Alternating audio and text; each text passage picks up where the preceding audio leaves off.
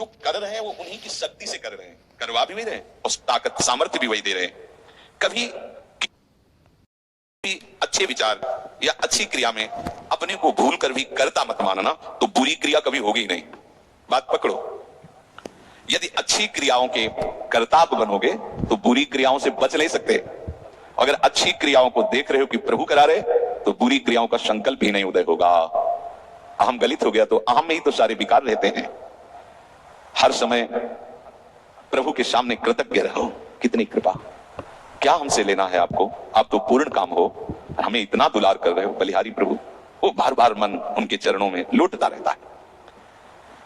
प्रभु का विधान सर्वज्ञता से पास हुआ है। वो खूब आगे की पीछे की मध्य की सब बात सोच करके उन्होंने आपके लिए विधान किया है। पहले से उन्होंने आपका उस समय मंगल विधान सुनिश्चित कर दिया है।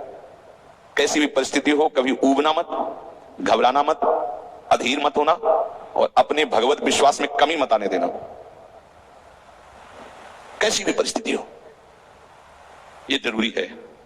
ऊबना मत, बहुत हो गया कष्ट सहते सहते, कितना सहूं नहीं। ये अगर ऐसा आ रहा है तो भी आप भगवत आश्रित नहीं हुए। नहीं, ऐसा आ ही नहीं सकता। बड़ा आनंद आता है, कष्ट में बड़ा आनंद आता है। पूरा का पूरा मन, इंद्रियां केवल प्रभु में होती है, क्योंकि कष्ट में कोई विषय की इच्छा तो होती नहीं किसी को भी।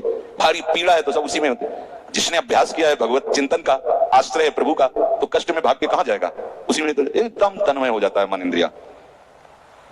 आज जो आप भागवती का अभ्यास करते हो तो आपको पूर्वाभ्यास परेशान करता है ना, विषय चिंतन। और जिसने पूर्व में खूब भजन किया है तो आज विषयों के बीच में भी हो तो उसका भजन कैसे रुक जाएगा, सोचो जरा। आज आप खूब भजन की चेष्टा कर रहे हो पर पूर्वाभ्यास आपको विघ्न पहुंचा रहा है ना। ऐसे ही यदि आपने भजन का अभ्यास किया तो वर्तमान में कैसी भी दुखद विषयमयी कैसी भी परिस्थिति हो, वो कैसे रुक जाएगा।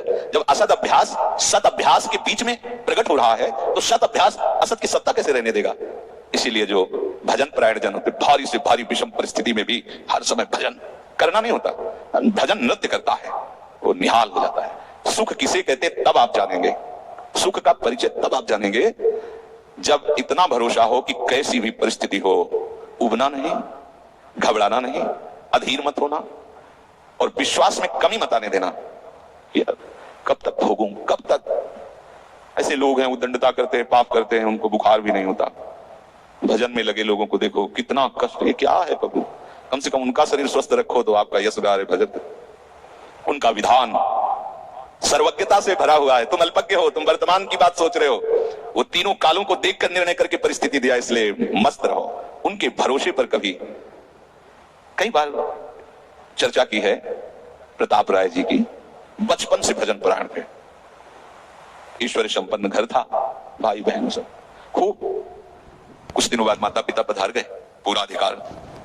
ऐसे भजन में डूबे रहते कि उनका व्यापार था कि जैसे कोई धन लेने के लिए आया तो उसके लिए कुछ गिरवी रखना होता था, आभूषण आदि, और जितनी आवश्यकता है आप धन ले जाइए और जब धन मिल जाए तो ब्याज सहित उसमें रख जाना और अपना सामान ले जाना।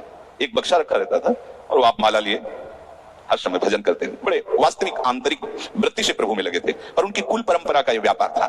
जैसे सदन जी की कुल परंपरा तो कुछ गृहस्थ ऐसे महापुरुष जो अपने, भगवान भी कहते पर धर्मो भयावहा सुधर्मो निधनो श्रेया पर धर्मो, वो जो वहां का काजी था उसने देखा कि बिना किसी प्रयत्न के बड़ा आनंद इनके चल रहा है। तो जलन होती, जो भगवत विरोधी जन, विमुख जन होते हैं तो जलन होती है। इसको दूसरे रूप में हम कह सकते हैं कि प्रभु अब उनके भजन का फल देना चाहते थे। दोनों बातें, परिणाम जान गए हैं इसलिए हम कह रहे हैं प्रभु उनके भजन का फल देना चाहते थे। और वो वर्तमान से देखो तो वो द्रोही थे, भगवत द्रोही जन। 3 लोगों ने काजी से मिलकर कहा बड़ा सुख लूट रहा है, हम जाके देखा है बढ़िया काम बन जाए। वो देखता भी नहीं कि बक्से में क्या रखा गया। ठीक, तो कुछ कंकड़ ऐसे झोली में, पहले थैली टाइप की झोली होती, गए प्रणाम किया और कहा हमें 10,000 रुपए की आवश्यकता है, यहाँ लिखो।